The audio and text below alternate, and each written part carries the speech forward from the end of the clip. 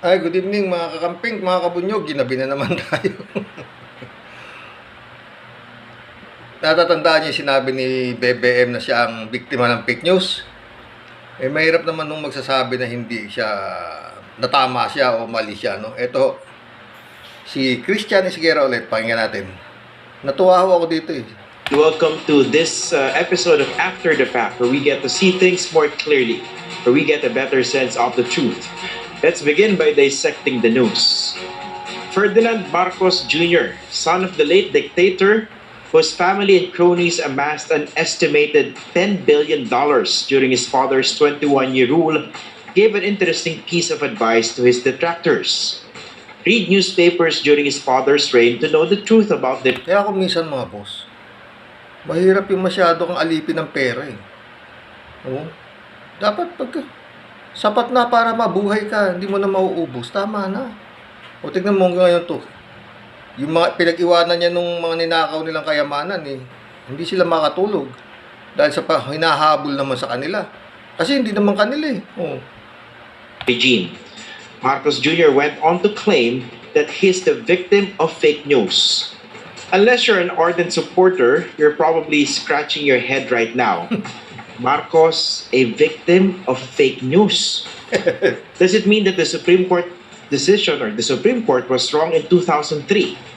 Did the legal income of Marcos Sr. and Imelda Marcos while in government amounted to only $304,300 over a 20-year period? Yet they amassed at least $650 million in Swiss bank deposits. And Laking kwarta yan, no? $650 million. Swiss bank deposit, anak ng pating na kayamanan niya. Ay, for years fought the Philippine government, which was trying to seize it. Is it also true that Marcos Jr., being the executor and co-administrator of his late father's estate, owes the Philippine government some 203 billion pesos in unpaid estate tax? These are some of the issues that understandably hound Marcos. laking matutulong sa mga tao niya, no? Kung nakukuha tong mga hinahabol na kayamanan nitong isang pamilya lang, ha, mantakin mo mga boss, na nakaipit sa kanila sa salapi ng bansang Pilipinas.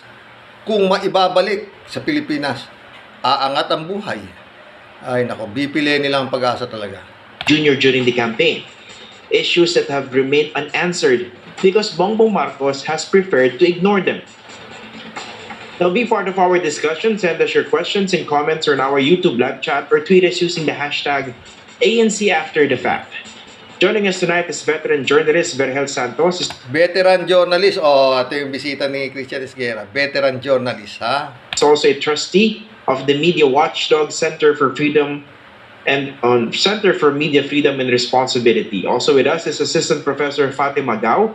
Professor din yung kanya. Ang kasabi, Fatima daw. She's the author of the research 2022 Philippine Electoral Digital Landscape. Good evening and thank you for joining us tonight on... Pakikala to ito. Baka hindi pa nila napapanood to. Di at least maliwanagan tong mga tanga na trolls nito. Na sila ay nahihibang. Ito, sabi pa ni Marcos Jr., siya raw ang biktima ng fake news. Sa tanga pa, nung iniwala ng tanga ito. Sa mga pinagsasabi nito, si BBM. Ito ngayon. Sana maliwanagan na kayo. The program, Mr. Vergel Santos and Professor Fatima Gao. Thank you. Okay, I'll start with Mr. Vergel Santos. What do you say to this claim by Bongbong Marcos that he, in fact, is the victim of fake news here? Not the other way around. That he or his followers are the ones victimizing other personalities or political figures with fake news? Well, that's laughable because That's laughable, sabi. he can no longer be ruined. He's been ruined a long time ago. He can never be ruined. He is ruined long time ago, sabi niya. Kung sana pa sisirain mo dyan, matagal na sirayan. Sa Tagalog, And ruined, in fact, by truth. The irony is that he has been ruined by truth. Nasira siya ng katotohanan, hindi ng kasinungalingan, hindi fake news ang sumira kay Bongbong. Kung hindi katotohanan. And he is now trying to put himself together back again with falsehoods. This is the most laughable thing about the whole the whole issue. Here is a man ruined by truth and trying to put together himself back with falsehoods, claiming that he has been wronged. I cannot quite understand this. I mean, even the basic juridical truth, meaning the truth that has been judicially proved, should put him and his mother in jail. Dapat kulong na nga ito eh. Tsaka yung nanay daw niya eh. Dahil, yun nga, sentensyado naman eh. Oh. The two of them has deservedly lost their freedom. But they're among us, free people, and being in fact not only humored but indulged. Okay. I cannot quite understand this. Okay, we're seeing a lot of reports pointing to the issues of tax liability by Bongbong Marcos, his tax conviction in 1995. By and large, do you think the Philippine media coverage of his candidacy for Imantake mo, tumatakbo pang presidente. Ah? Eh, ang baho-bahong pa... Diyos ko. president in the May 2022 elections has been unfair to him and his family? No, I think the media become unfair to the Filipino people because they are trying too much to be objective where they need not to be. I mean, what is there to be objective on Marcos? What kind of fairness does Marcos deserve? I mean, the whole... Ang sinisisi ni Berhel Santos ay media. Oh, Center for Media Freedom and Responsibility ang ano niya, ang papel niya. Oh. Eh, dami kasing mga media rito. Tonyeng! Kaya ni Tonyeng. I think At yung SMMI. Yung mga, ay nako. I think the Philippine media are fixated on what they call objectivity and balance, which in its simplistic operation is he says and she says. That is not the point. Certain truths have been established, you know, and in fact the media can make a stand, you know, and declare a position on the basis of such truths. But the media don't do it. I mean, the media don't. The media are too timid about declaring themselves in favor or against something or someone. I cannot understand this. Okay, before I go to Fatima, let's talk about that timidity that you're talking about. You also use that word to refer to largely media coverage of President Rodrigo Duterte. So in this case, ang dapat maintindihan dito siguro, let's speak in Filipino for a while, yung baseline facts that you're talking about. So for example, 2003 decision. Ano to eh?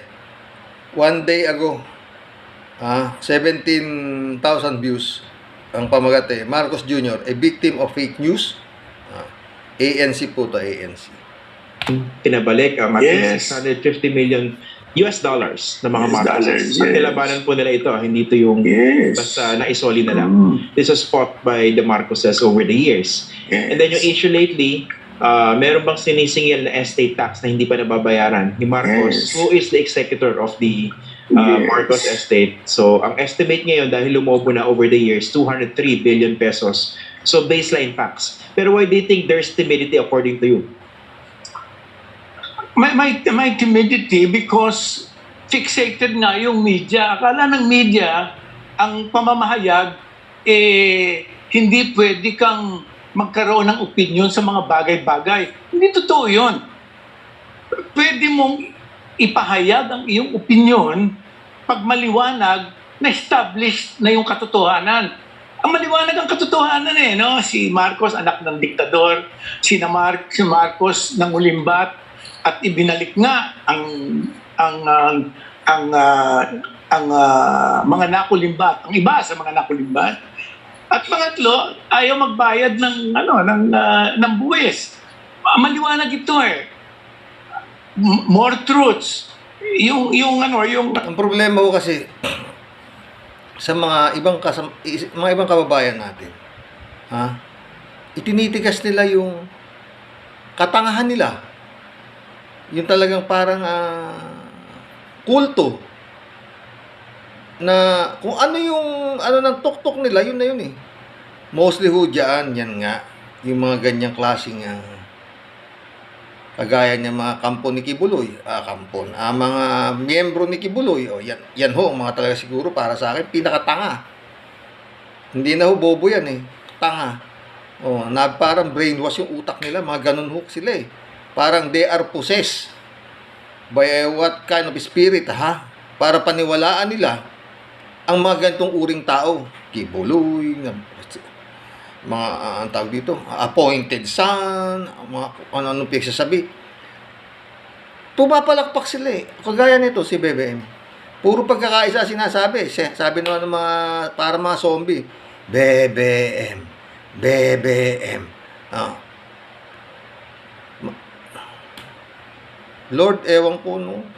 Yung dictatorship ng tatay niya was a murdering, plundering, torturing one. Maliwanag din. Established din yan eh.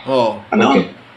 Bakit mo ngayon hindi ka why can't you take the position against Marcos as a candidate for president of this country? Walang moral right eh. Walang legal and moral right. Bakit hindi mo masabi yon? Dahil media ka. Sinisisi ni Berel Santos, media. Tonyeng! Okay, babalikan natin yan mamaya, Mr. Berhel Santos. That's a very good point that you mentioned. Tuwan-tuwa ako dito kay Tonyeng, totoo. In the meantime, I'd like to go to Professor Fatima Gao. When Bongbong Marcos said, basically he gave a piece of advice to those who wanted to know the truth, quote-unquote, about his father. Sabi niya, basahin niyo kasi yung mga dyaryo nung panahon na yon. And then you came out with a series of tweets, basically in response to that, okay? Well, where do you think this particular position was coming from? Or perhaps, for lack of a better term, temerity for him to say that? Yes, so I think yung ginamit ko nga sa tweet ko ay audacity. Meron siyang, courage to say that because over the years and Assistant Professor Pati Magao, author 2022 Philippine Election Digital Landscape. Hindi ho basta mga tao to eh. Hindi ho basta-basta mga tao to. Kaya kayo ho mga trolls, kung totoo man na mag-isip na kayo. Lalo yung yung mga vlogger na ewan ko kung ano itong mga to na BBM kayo ng BBM, makinig kayo. Yung pinaglalaban nyo mga friend, mali. By all means mali. Mas matatalino pa kayo nga rin dito. Assistant Professor Pati Magao, author. Kayo naman, makangak-ngak lang kayo eh. Walang problema kung yung inyong pinagtatanggol na BBM, matinong tao. Maraming nagsasabing hindi matino eh. Proven. Sabi nga nung isang lalaki, nasira siya sa katotohanan, hindi sa fake news. Lahat naman na sinasabi kasi kay Bongbong, totoo. Hindi nagbabayad, may utang, hindi naman graduate sa Oxford. Anong sinasabing fake news? May fake news ba? Wala. Kayo naman. Pakinggan ulit natin si Professor Pati Magao. His defeat in 2016, he has established this alternative information ecosystem tinatawag ko, no? Dahil itong information ecosystem na to ay pinapakita yung narratives that favor him, that fits into the narrative of the promise of, Ferdinand Marcos Sr.'s rule and the aspirations that could have been achieved if Marcos stayed in power, and the promise that he will continue that if he is elected to office. So in fact, all those narratives coming from historical revisionism and now transitioning to him as the rightful heir to the throne is already established in the last couple of years, and now it's matured enough to actually appear in search result, to be salient in conversations online, na andun na yung mga yung bala, kung ready na yung mga tao na mag-search ng mga information na yun. So I think that's one. Okay. And in reference to what you said earlier on, read the newspapers during the martial law era, well, Students of history would know this. Every student should know this. The second day of martial law na proclaim na to sequester all privately owned media companies, right? So everything else that is published during that time is actually a state-controlled narrative. So even that is not reliable. Okay. Dun sa binabanggit mo na alternative information ecosystem, no? Bakit tayo umabot sa ganun? So basically, tama ba yung pagkakaintindi ko rin sa sinabi mo, no? So, na-establish na infrastructure, natabunan na yung katotohanan, yung facts about the Marcos regime, nung kung ano-ano mga detalye na pinapalabas nila, di ba? So, medyo confident na sila ngayon to say na, sige, mag-research kayo because pag nag-research kayo, Yan no, si Professor Fatima Gao pala Gao. Chinese siguro, no? mas mahirap hanapin yung katotohanan dahil natabunan. Is that a correct characterization? That's correct. So I think it started with, just seeding of content all over the place. And because the internet is so, broad and wide out there, you won't really notice. So in my research with Dr. Cheryl Soriano from LaSalle, we found out that when you search Marcos history, lalabas nga yung mga historical revisionist content na ito. And that was years ago. And that was the start of everything. Now, what happened is when you couple one lie with another and they complement each other and now surrounded by an ecosystem of all these lies, it becomes the truth, right? And one of the cost of that really is that buo nga yung alternative information ecosystem. And one of the reasons why it persists is because one, the platforms are not really acting on it. It's something that was flagged a couple of years back, but it's not something that is, violating their community standards because it's not historical negation or denialism. For them, dapat denial. Pero maraming content online is just distortionism. So for them, it's just borderline.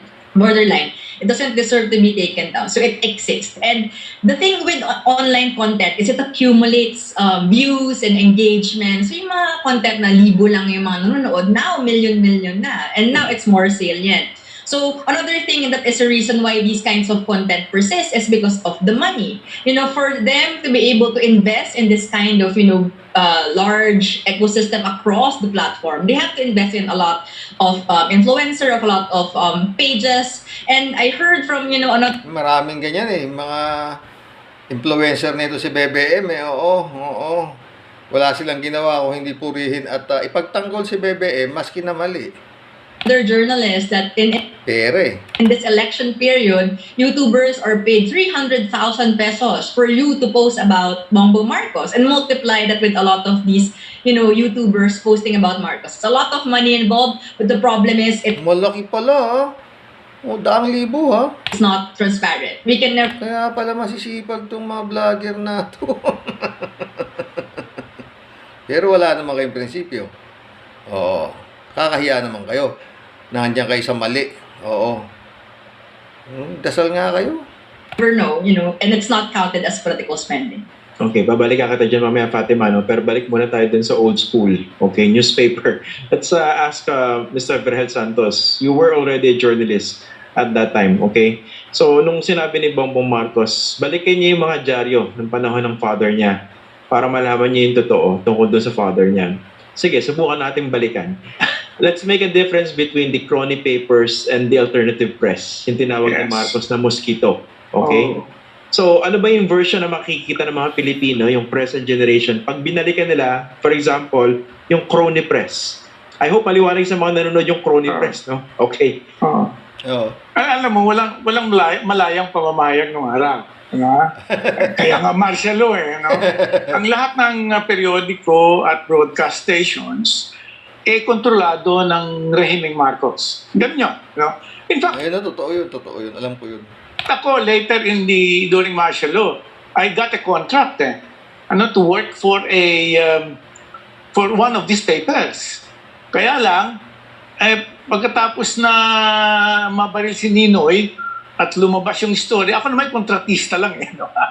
At ako ang tumulong dun sa team na gumawa ng istorya ng assassination ni Ninoy. Iyon lang ang aking partisipasyon dyan. Susunod na araw, sinipa na ako Pinutol yung kontrata. Wala na naman akong trabaho. Ganong klase ang pamamahayag nung araw. Ngayon, actually, pagkatapos ni Marcos, nagkaroon ng rightful historical revisionism. Nire-revise yung istorya na ginawa ni na Marcos. Yung tamang revisionism Ni-revise yung istorya ang ginawa ni na Marcos. Pagkatapos nyon, nagkaroon ng denialism na naman, dinideny nitong mga heirs ni Marcos. Ganyan ang nangyari. Pero ang dapat sinabi nung si Marcos, tingnan nyo yung mga periodiko o media na mapapaniwalaan ninyo. Ano yun? Sabihin na natin yung Mosquito Press kaaway ni Marcos. Pero nung mga panahong yon, merong mga tinatawag na foreign news organizations na pwede mong pagkatiwalaan ng parehas na pamamayag. Merong mga news agencies, merong mga correspondents dito yung mga foreign press. In fact, I wrote for at least a couple of them. At pagkatapos noon, merong mga nagsulat ng libro pagkatapos ni Marcos. First hand, ang mga informasyon nila. Bakit first hand? Mga na-torture ito no? Mga nanakawan ito no?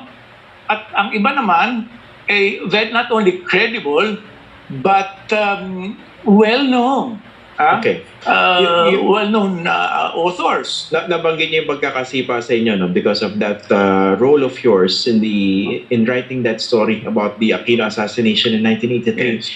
Pero generally, ano ba yung naging behavior, yung ipinawersang behavior doon sa mga journalists na nagtatrabaho sa crony papers? Crony papers, ito po yung mga dyaryo na friendly kay Marcos, hawak ng mga kaibigan or in short, cronies niya. Okay? Oo. So, ano yung pwede nilang ibalita?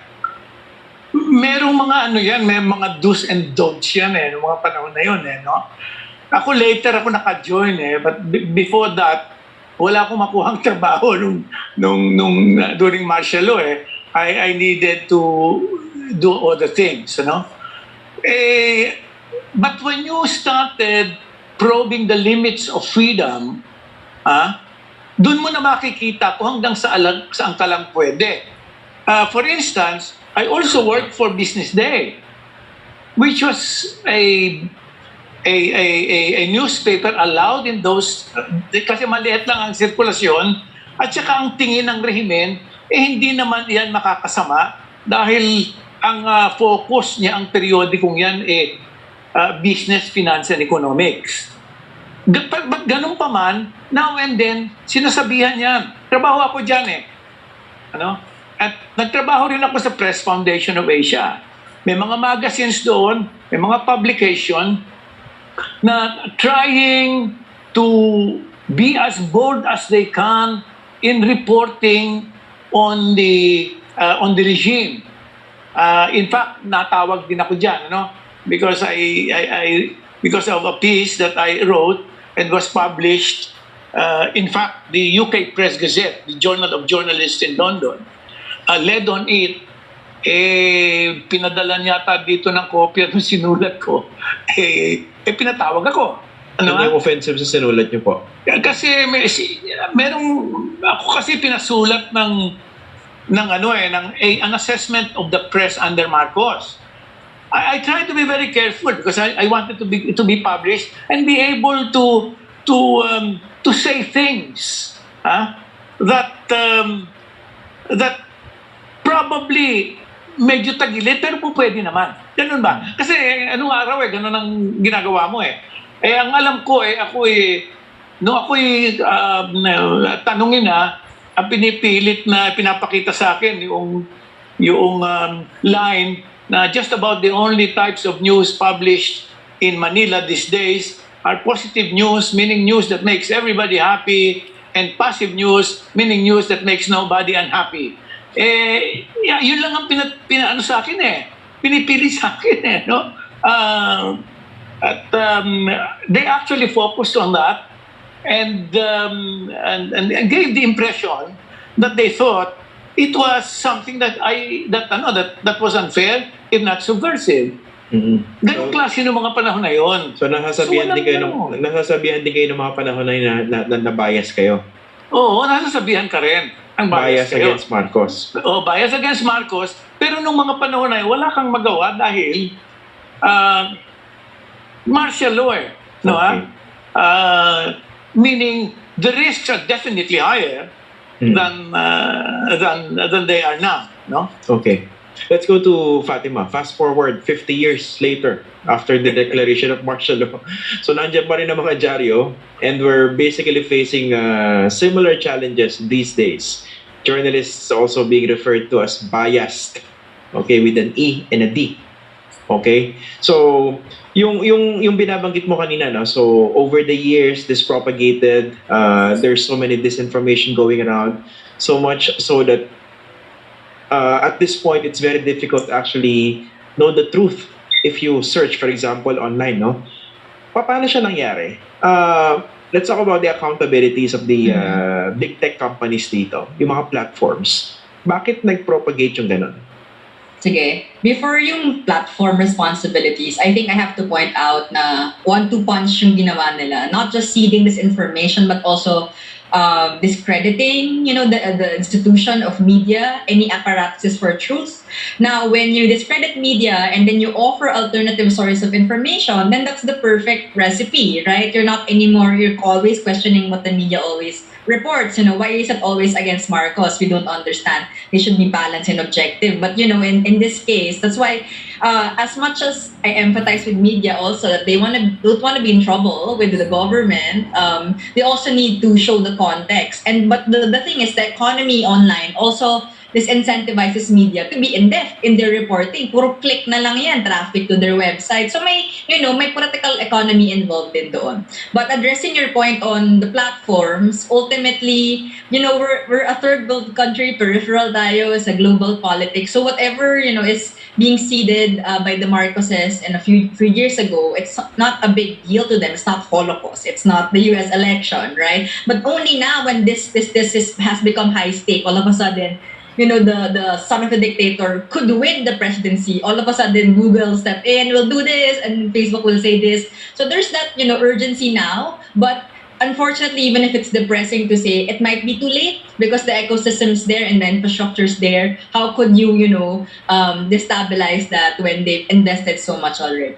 Were we caught off guard by this? Kasi marami na rin experts na nagsabi na yung seeding na binabanggit mo, this actually started several years ago and people hardly took notice until it blew up in their faces, no?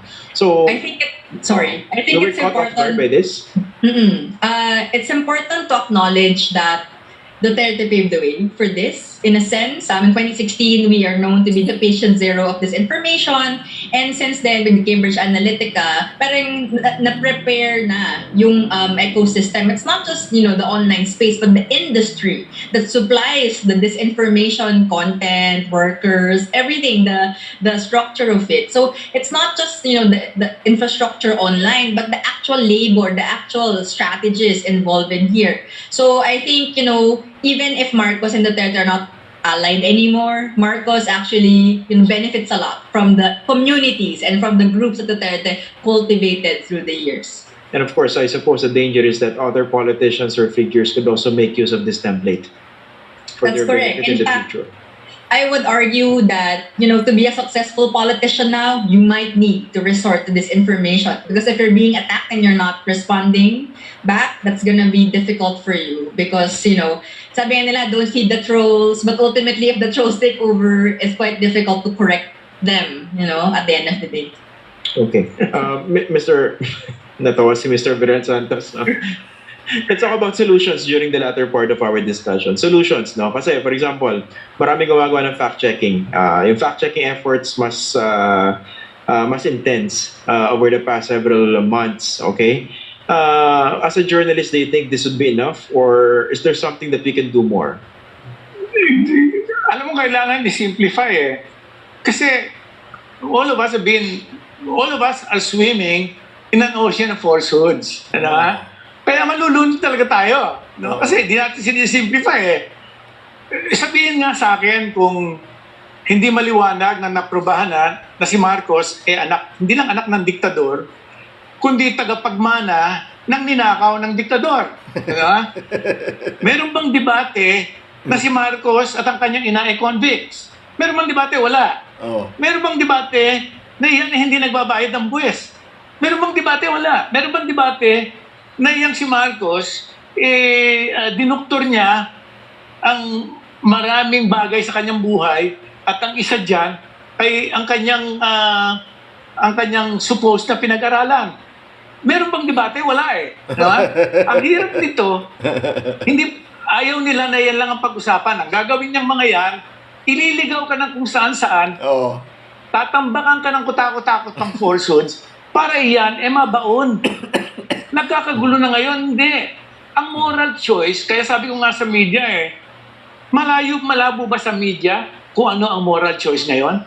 Maaaring may debate kung sino ang dapat iboto. Pero walang debate na si Marcos hindi dapat iboto. Yun ang maliwanag eh. Meron bang makikipag-debate sa'yo na si Marcos dahil sa mga katotohanan ito ay hindi dapat iboto. In fact, hindi dapat na nasa labas yan at wala sa kulungan. Walang debate ron eh. Ang pinagdidebatehan lang kung sino ang dapat iboto, puwera si Marcos.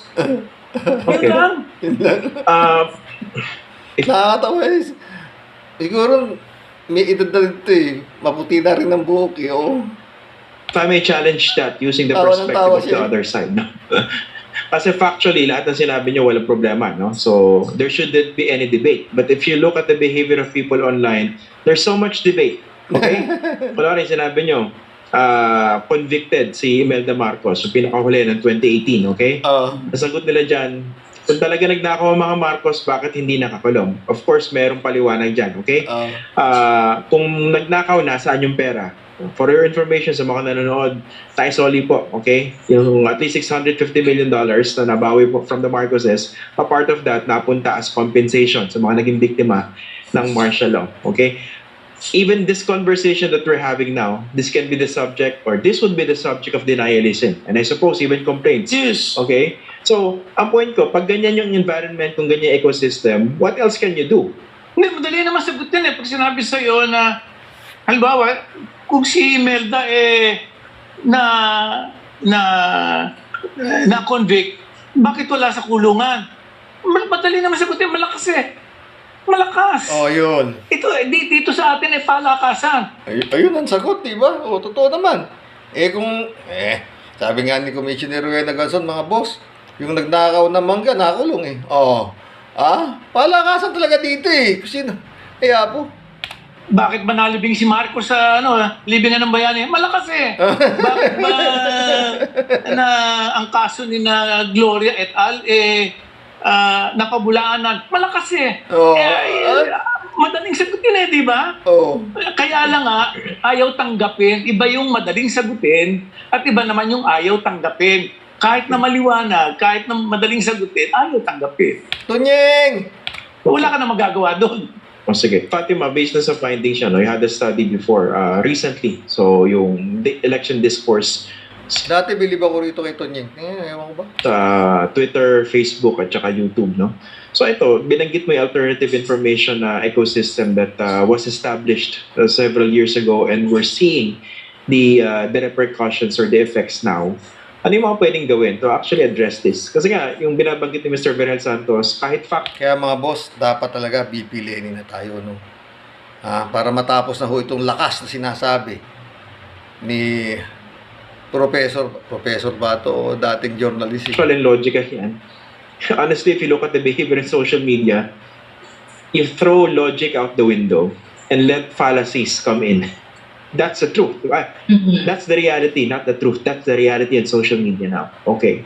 Yes. So, because we're in the space of social media, unfortunately, facts can only go so much. After the fact, di na siya as equally valuable as noon. Pero what is, I think, an important thing to remember is that social media is born out of relationship. So it's, in fact, making people trust you again. Maybe it's seeding doubt to what they know. Maybe it's being kind. Whatever strategy you have to build relationship with other people. Even if, it's ridiculous, it's annoying for you to make friends with them. And I'm not saying make friends with them. It's ultimately, infiltrating or penetrating that alternative ecosystem the same way they did with the media ecosystem we have. The first thing they did is to seed doubt. Maybe we need to seed doubt on that end as well. So I'm not giving, clear solutions here. I think I'm calling for more creative and subversive action. Let's flip the script and, be, yung nga sabi ko nga, interlopers. Tayo yung maging mas may etapang na mag-interlope sa mga spaces. These alternative facts exist. Okay, Professor Fatima Gao and Mr. Berhel Santos, thank you for joining us tonight on the program. Thank you, Ian. Ayan. May maghatag og message karong adlaw ha. Usa ka doktora nga nagtapos isip valedictorian sa medical school ug matod pa niya diha siya naliwat sa iyang inahan. Kini siya ang matawag natong naglahi nga pamilya sa Duterte. Maoy insaktong Duterte. Kay nga naa sila maayong pamatasan, naay maayong pag-isip. Ligdong ang baruganan atong paminawon mga kaigalaan. Valedictorian pa pala to, si pamangkin ni Digong, no? Mensahe kini from New Zealand, atong palakpakan, Noel Duterte! Ang daming tao. Ayan Hi siya. Davao, maayong adlaw sa inyong tanan. Welcome to Lugaw is Wow sa Davao. Gusto ko pong magpasalamat sa inyong lahat for allowing me to be part of this event today kahit na malayo ako. Thank you to all the organizers, to all the volunteers, and to all of you who showed up today to express your support for VP Lenny, Senator Kiko, and the rest of their team. It warms my heart and fills me with so much pride to know that you are all there willing to stand up for better governance. I'm sure we can all agree that out of all the candidates running, Vice President Lenny Robredo and Senator Kiko Pangilinan are the most experienced and the best qualified to become the next President and Vice President of the Philippines. Wala nang iba except no substitutes. Some of you who follow me on Facebook and Twitter might know that I'm a huge fan of BTS. One of my favorite songs is called Spring Day, and it talks about cherries blossoming at the end of a long, dark winter. Cherry blossoms, as you probably know, are a symbol of spring, a time that's known for... Alam nyo, sabi ni Noel Duterte, nagsisisi raw siya eh. Bakit hindi raw siya lumabas nung tumakbo si Digong ng pagka-presidente? Hindi raw niya naman akalaing mananalo dahil alam niya yung ugali nga na hindi maayos. Hindi niya raw akalain na mananalo kung alam lang daw niya eh. Pero ngayon, lalabas siya. Na nga nangyari. No? Mga boss. Pamangkin ho yan. At hindi naman ho hibang yan. Oh. Kaya yun nga, sinasabi ko paulit-ulit. Yun hong mga naniniwala na matinuya si Duterte, mag-isip kayo. No? Pamangkin ho yan mismo, doon nag-aral sa Davao. At yun nga, sabi niya, 5 blocks away lang ang layo niya sa kanyang uncle. Siguro nga, baka pero may prinsipyo ho eh. Magmamano lang kay Digong to, paulit-ulit Bilyonaryo na yan. Hindi na kailangan maghanap buhay pa. Tignan nyo nga yung Parmali, bilyon-bilyon na kinita. Diba? Marami pa. Mahigit 6 na trilyon ng nautang nito eh. Sa loob ng 6 na taon ba? Oo. Ibig sabihin, 1 taon, 1 trilyon. Sabagay, ito lang pandemya eh. Ba? 1.15 trilyon ang nautang. Tapos kabigay-bigay sa mga ayuda, 200 piso. Hindi ka kakasyan. 200 piso isang buwan, kulang. Ginawan 500. At meron pa siyang bilin, ha? Yan, ha? Huwag niyong taya sa sabong, ha? Ang bihira, mga boss, Ay, salamat to sa mga nanood ng vlog kagabi, no? Pomping Pernia, Dolor Garcia, Joe Flores, shout out na po to ha, Kalat ni Baya, Podzi, Somi Jose, J. Ventura, Bathala TV, OFW, Draco, Jeff Ramos na Egay Caps. Yung performance rating ni Digong, daw niwala dun. Yari karera yun. Oo. Numura mo na yung Diyos eh. Taas pa performance rating mo. Parang ano rin ho yan. Yung performance rating ni Digong, parang Pulse Asia rin yan. Ha? Oo. Para sa akin, pinakabulok na pangulo to na naupo eh. Pero, pinakamataas ang performance rating. Sa halip na bumabagsak, tumataas pa. At kung bumaba man, tapiranggot. Kulang na lang, ginawang 100% eh. Yung kanyang performance rating. At mampating. Kaya akala ng mga iba't tanga, ang galing ka ni Tatay Digong. Ang taas ng, maano sila sa performance rating eh. Diyos ko.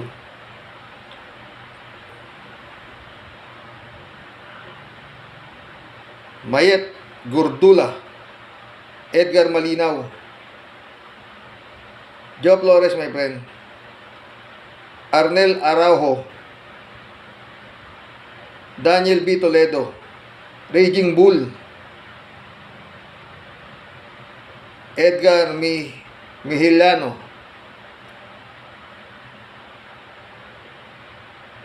Adelma Atienza,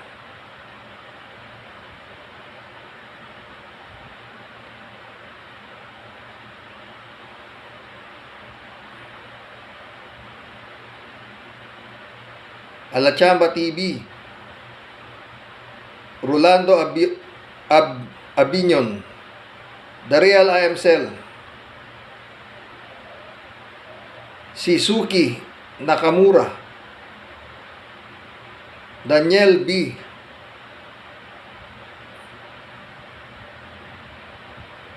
Toledo, Marlene King, sabi ni Marlene King, performance rating, high daw. High on drugs and high on stupidity. Yak, kadiri si Paras.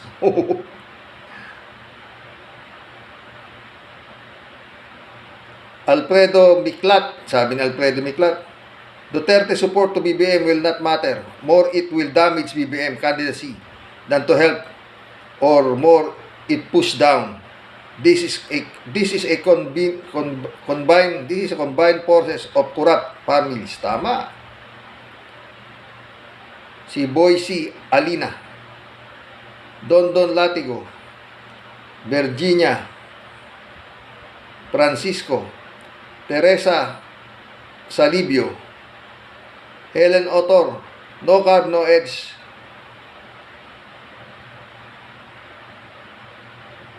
Joselito Dio, Marites Francisco, Micael De Vera,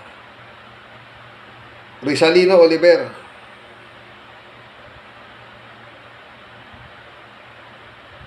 Ichura Kachuri, Felix Montañez, Jaysa Vlog, Claudio Lailon,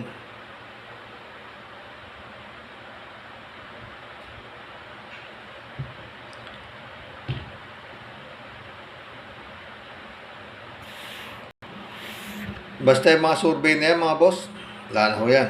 Ang pinag-uusapan na ngayon, survey, yun yung nakikita natin, hindi ho yung nababasa na mataas si ganon, mataas si ganyan, no?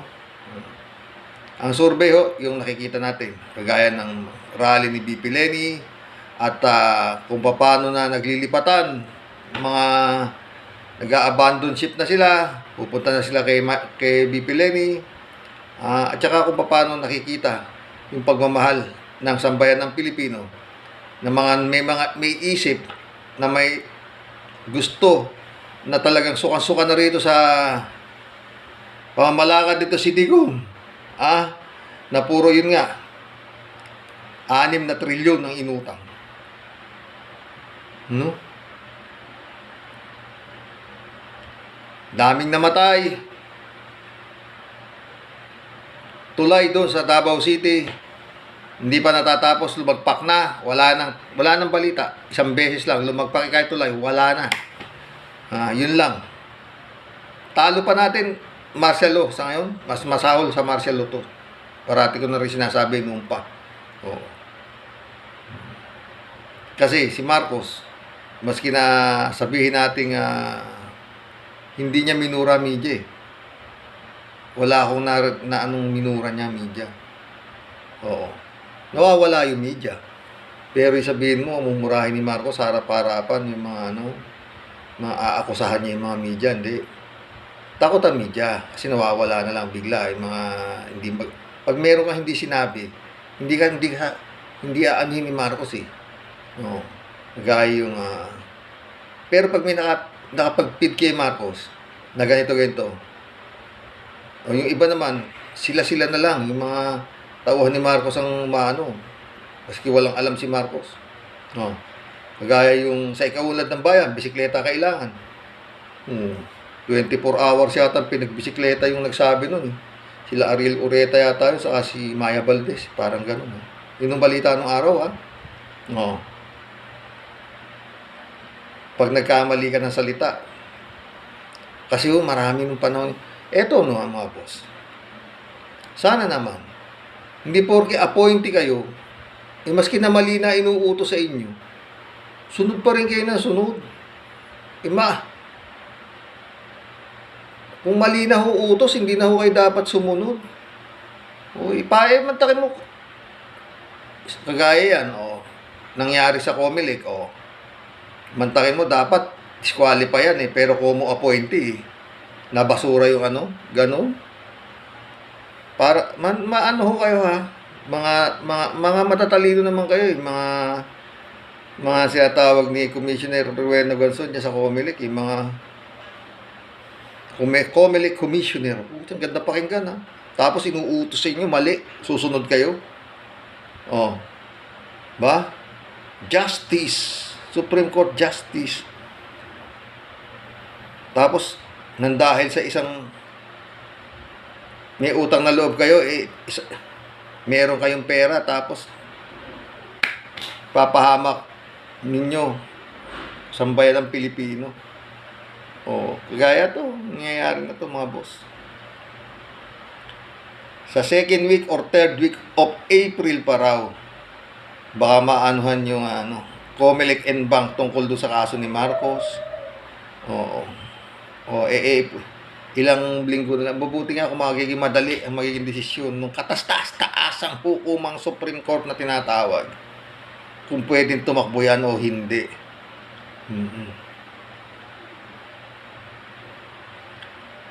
Napaka naman kasi. Napaka walang kung magdidesisyon, lalabas ang desisyon after the election. Isa hong malaking kahibangan na. Isa hong malaking kahibangan. Saka kayo magbibigay na, kagaya sinasabi ni Commissioner Rowena Gonzon, saka kayo magbibigay ng DQ. Isa hong malaking kabaliwan at baka talagang magkaroon ng malaking gulo. Isa hong malaking gulo. No? Kung maisa sa katuparan ang maitim na balak.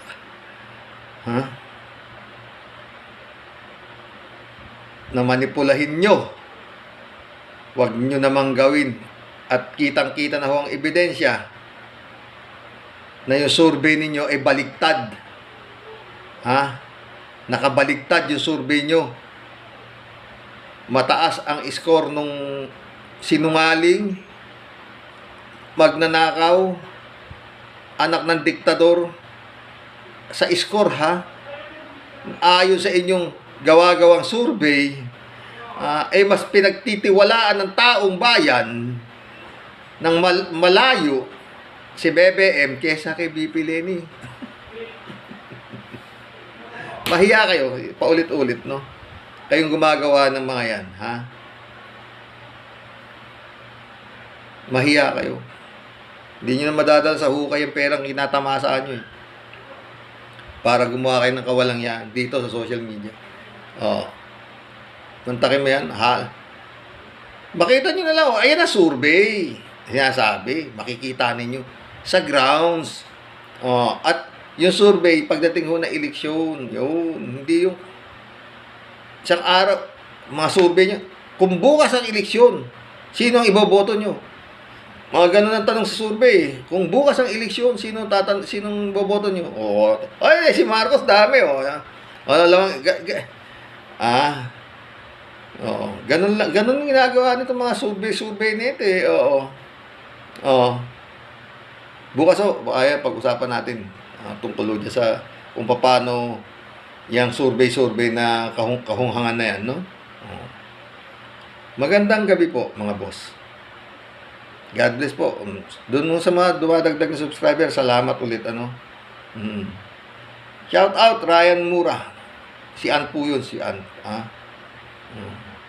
Shea Inc. London, UK. SP Magno. Kabsat, Lloyd Aclaro. Magandang gabi po. Ilang araw na lang. Magkakaroon na ng kung magiging malinis. Sinasabi ni Digo, ang gusto niya ng malinis na eleksyon. O kabaligtaran ng sinasabi ni Digong. Nahin sa konsumisyon ng aabutin. Hindi malinis na eleksyon, konsumisyon, Nakaano na eh. Nakaset na ho lahat eh. Nakaset na ang kamada. Dasal ho, mga kakamping, mga kabunyog. Dasal talaga ang ating panlaban at yun nga.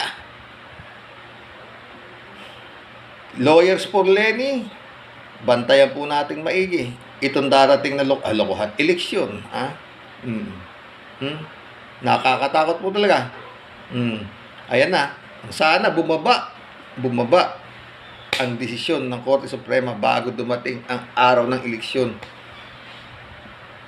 Divine intervention ang kailangan. Sana bigyan nitong mga pag nakarating na sa Korte Suprema, dapat sana mabigyan nila ng agarang desisyon kung makakatakbo o hindi yang si Bongbong na biktima raw ng fake news. Siya pa biktima ng fake news. Bakit? Meron bang peking sinabi sa kanya? Wala naman, di ba? Sinabi na nung bisita ni Christian Isguera, di ba? Ang sumisira kay Bongbong, hindi yung fake news. Katotohanan ang sumisira sa kanya. Dahil yun naman ang totoo. Siya rin na may gawa. Anak ng diktador, hindi nagpapahil na income tax return, hindi nagbabayad ng buwis, meron dapat bayaran na state tax, lahat naman eh. Ano ba kasi nungalingan doon, mga boss? Wala din ho ba? Wala akong sinasabing peke ang kakamping. Wala akong sinasabing peke. Ang mga nakapanig sa katotohanan, mga nakapanig kay BP Lenny Robredo, wala akong kasinungalingan sinasabi. Puro katotohanan po. Sumasangga nga lang eh. Sila ang mga BBM na yan. Sinasabi nga nung sigaw na talagang nag-invest ng malaking pera dyan sa mga gagawa ng tawag dito, mga maling, mga fake news na ipagkakalat nila. Ayan nga. Pero malaki raw talaga gastos dyan. Milyon. From the survey or mga survey, tapos yung mga social media influencer na ngak na Tonying! Sa Tonying nito. Magandang gabi po. God bless.